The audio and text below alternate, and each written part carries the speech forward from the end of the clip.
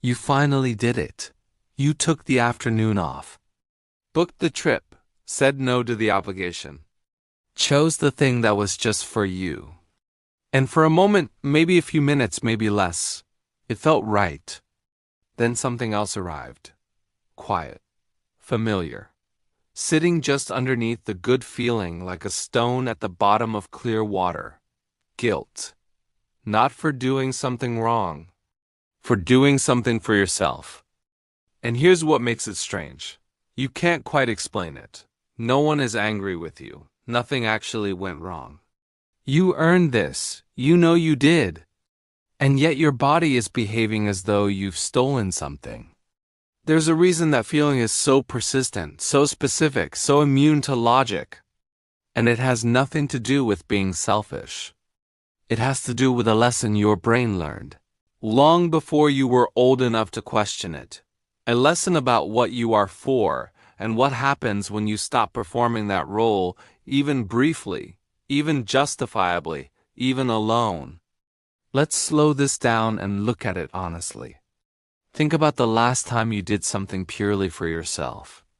Maybe you spent a Saturday doing nothing useful. Maybe you spent money on something that wasn't practical. Maybe you turned down a request, not because you were busy, but because you simply didn't want to say yes. And in the moment it was fine, maybe even good. But somewhere in the hours that followed, the accounting began. Who might need something from you right now? Is there something you should be doing instead? Is this okay to just rest? To just want? To just exist without producing something for someone else? And the answer your body kept returning quietly, automatically, without your permission, was some version of probably not. So you checked your messages, found a small task to complete, texted someone first to see if they were okay, inserted yourself back into usefulness before the guilt could finish forming. This pattern has a texture most people recognize immediately but almost never examine. It shows up in the way you apologize before making a request, in the way you justify your needs before expressing them, pre-packaging them with context so they feel less demanding, in the way you monitor the emotional states of everyone around you before allowing yourself to have one of your own. It shows up in relationships where you give without ledger and receive with deep discomfort, where a gift, a compliment, a favor done for you lands not as warmth but as debt. It shows up in the body, in the particular tension that arrives when someone asks, "What do you need?" And you realize, somewhere in the silence before you answer, that you genuinely don't know. Not because your needs don't exist, because you've spent so long subordinating them, so long treating your own desires as secondary at best, inconvenient at worst, that the line between what you want and what you're allowed to want has become genuinely difficult to locate. This isn't a personality type. It isn't just being a giver. It is a learned orientation to the world, one that was taught to you probably early, probably without words, by an environment that made it very clear what you were valued for and what the cost would be if you stopped providing it. Here is something important to say plainly. You are not selfless. Not in the way that word is usually meant, as though your orientation toward others is a spiritual virtue or a fixed feature of your character. You are someone who learned at a formative age that selflessness was the price of belonging. There is a difference. One is a choice made freely by a person with full access to their own needs. The other is a survival adaptation made by someone who had no choice at all. Children in environments where love is conditional, where approval comes when you are helpful, agreeable, low maintenance, learn something the nervous system files under survival, not preference. My value is not inherent. My value is produced. And once that lesson is encoded deeply enough, it doesn't require reinforcement to keep running. It runs automatically, in adulthood, in safety. in relationships where no such condition has been set. It runs because it was filed not in the part of the brain that processes conscious reasoning, but in the part that governs threat, belonging, and survival. The guilt you feel when you rest is not a moral signal. It is a threat signal. Your nervous system reading the temporary absence of usefulness as the beginning of abandonment. And responding accordingly, you are not broken. You are not selfish for wanting rest. You are not bad at receiving love. You are someone running an old program in a new environment, and the first step toward changing it is understanding exactly how the program was written. What you're experiencing has roots in two intersecting frameworks: conditional worth conditioning and the neuroscience of social threat response. Let's start with the conditioning. Psychologist Carl Jung, in his foundational work on the self-concept, described what he called conditions of worth, the implicit rules a child learns about what they must be in order to receive love and acceptance. When a child grows up in an environment where warmth is contingent, where approval arrives when they're helpful, quiet, achieving, or emotionally self-contained, and withdraws when they're needy, loud, struggling, or simply wanting, they internalize a core belief: I am acceptable when I am useful. I am at risk when I am not. This belief doesn't live in language. It lives in the body, in the nervous system, in the reflexive calculation that runs beneath every moment of rest, every act of receiving, every choice made purely for yourself. Is this allowed? What will it cost? Now layer on the neuroscience.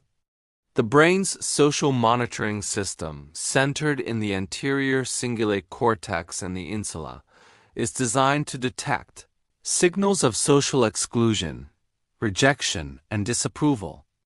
Research by neuroscientist Naomi Eisenberger demonstrated that social rejection activates the same neural regions as physical pain, not metaphorically, on an fMRI scanner. The same regions. For someone with deeply encoded conditional worth beliefs, the act of prioritizing themselves, of stepping momentarily out of the helpful, agreeable, producing role, triggers a low-level social threat signal in these same regions. The brain interprets self-prioritization as a move that risks the conditions of belonging, and it responds with what it always responds to social threat with: anxiety, vigilance, the urgent impulse to repair. The metaphor I want you to hold is this. Imagine you've been given a job with no contract, no set hours, no written expectations, just the understanding absorbed over years that your continued employment depends on your continued performance. Taking a day off feels not like rest but like a gamble, because no one ever told you the job was secure. No one ever told you the belonging was unconditional. And so even in safety, even in adulthood, even in moments where no one is watching and no one needs anything, part of you is still scanning the room, still checking, still making sure you haven't done something that costs you your place. The simple mental model: your self-worth was installed as a variable, something that goes up when you give and down when you take. What you need isn't more discipline about resting. You need a different installation, one that treats your worth as a constant, not earned, not contingent, not renewable through performance. Already there. Here are 5 principles for working with this pattern, each grounded in psychology, each aimed at the actual mechanism, not the surface behavior. The first move is interpretive. Most people respond to the guilt by either suppressing it or obeying it, resuming usefulness, canceling the rest, shrinking the want. Both responses treat the guilt as accurate information. Neither examines what it's actually pointing to. What to do. When the guilt arrives, pause before acting on it.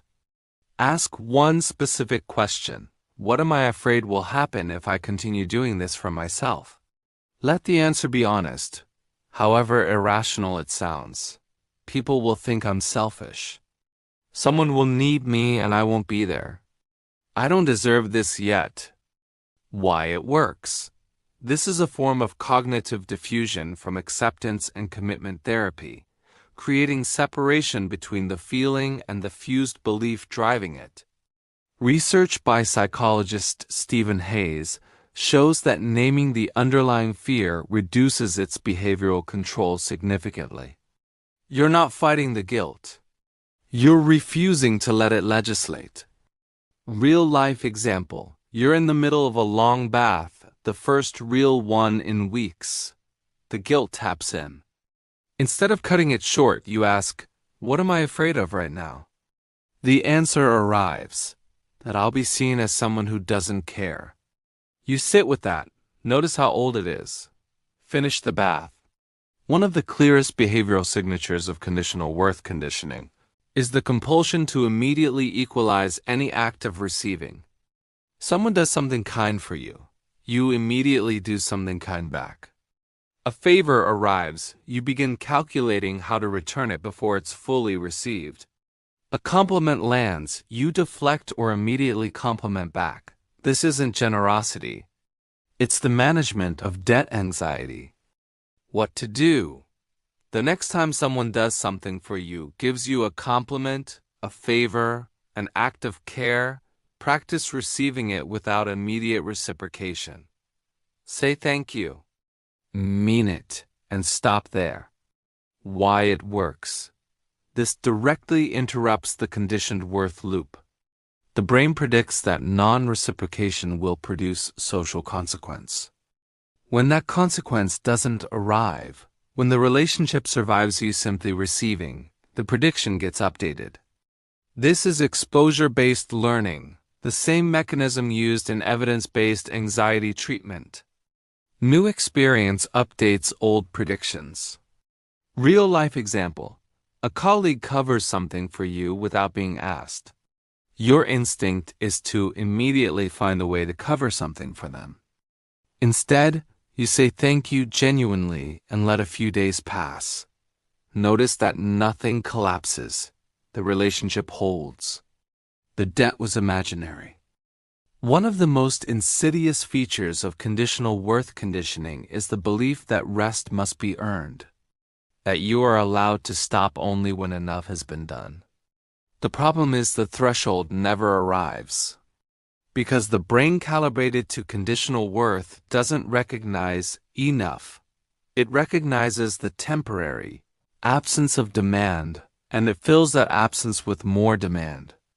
What to do? Begin practicing what psychologist Kristen Neff calls unconditional self-compassion, specifically the deliberate uncoupling of rest from output. Schedule small rest moments at arbitrary times. Not after you finish. Not as a reward. Just now, a 10-minute walk. A chapter of a book. Silence. Unearned. Unattached to productivity. Why it works. The brain learns through repetition. Every time you rest without earning it and nothing terrible happens, you are writing new data into the conditional worth algorithm. Rest isn't the reward at the end of enough. Rest is what humans require, full stop. And the body needs repeated evidence of that before it believes it. Real-life example. It's Tuesday morning. You've done a reasonable amount. Not extraordinary. Just ordinary. You stop for 20 minutes and do nothing useful. The guilt comes. You stay anyway. That staying, unremarkable, quiet, slightly uncomfortable, is one of the most corrective things you can do for a nervous system that has never been told its worth is unconditional. This step is slower, more inward, but it may be the most clarifying. What to do? Sit with this question, not as a therapy exercise, but as honest reflection. When I was young, what did I have to be to feel safe in this family? What did I have to do to feel loved? What happened, even subtly, when I was needy or difficult or just present without performing? You're not looking for dramatic answers. You're looking for the quiet pattern. The small, repeated signals that taught you usefulness was safer than simply being. Why it works. Schema therapy research by Jeffrey Young shows that identifying the origin of a core belief, understanding the specific relational context in which it formed, weakens its automatic authority. A belief understood in its historical context loses some of its claim to present-day truth. It becomes, "This is what I learned then," not, "This is how things are." Real-life example. You remember that in your household, conflict was avoided through accommodation. Being agreeable kept the peace. Wanting things loudly, without apology, created tension. That memory isn't there to blame anyone. It's there to explain the reflex, and to remind you that the environment that required the reflex is no longer the environment you're living in. The final step is the longest one and the most foundational. Conditional worth conditioning doesn't just affect how you behave, it affects how you see yourself. Your identity, the story you carry about who you are, may have been constructed almost entirely around your role in other people's lives. The reliable one, the available one, the one who shows up. And those things may be genuinely true, but they are descriptions of function, not personhood. What to do? Begin deliberately expanding your self-narrative to include things that exist entirely for you, not what you provide. What you experience, what you find beautiful, what makes you curious. What you would do if no one needed anything from you ever again. Write it down if that helps. Speak it aloud if not. But build it, consciously, repeatedly, until the version of yourself that exists outside of usefulness starts to feel as real as the version that serves. Why it works. This is rooted in Dan McAdam's narrative identity theory, the research finding that people with a rich, multi-dimensional self-story are more psychologically resilient, more capable of genuine intimacy, and more resistant to self-worth contingency. When your identity is multi-rooted, when it doesn't depend on any single role, the temporary loss of that role doesn't threaten the whole structure. Real-life example. You've always described yourself in terms of what you do for others. One day someone asks, "What do you love?" Not what you're good at, not what you give. What you love. And you pause. Not because there's no answer, but because it's been so long since anyone asked, including you, that finding it takes a moment. Start there. That pause is the beginning. Here is the model to carry. Your worth was installed as a variable. Something that fluctuates with output. That rises when you give and falls when you take. That must be continuously renewed through performance, or it expires. That installation was not your choice. It was not your fault, but it is yours to update. The work is not to become less giving. People who are genuinely generous, genuinely present, genuinely available to the people they love, that is not the problem. The problem is the absence of a self that those qualities are coming from. Giving that comes from fullness is sustainable. Giving that comes from fear of what happens if you stop is not generosity. It is survival dressed in the clothing of love. Name the guilt. Receive without balancing. Rest without earning it. Locate the original lesson. Build an identity that includes you, not as a project. As a quiet, ongoing return to the person who was always there, under all that usefulness. Somewhere along the way, you learn to be very good at disappearing into other people's needs. So good that it stopped feeling like disappearing. It started feeling like purpose. And maybe it has been in some ways. Maybe the care you give is real. Maybe the love behind it is genuine.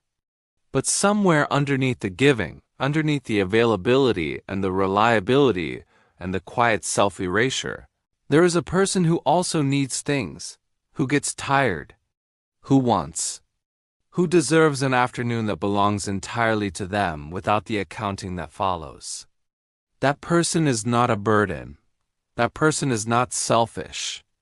That person is you, the one that all the giving has been quietly asking you to forget. You don't have to earn your place here.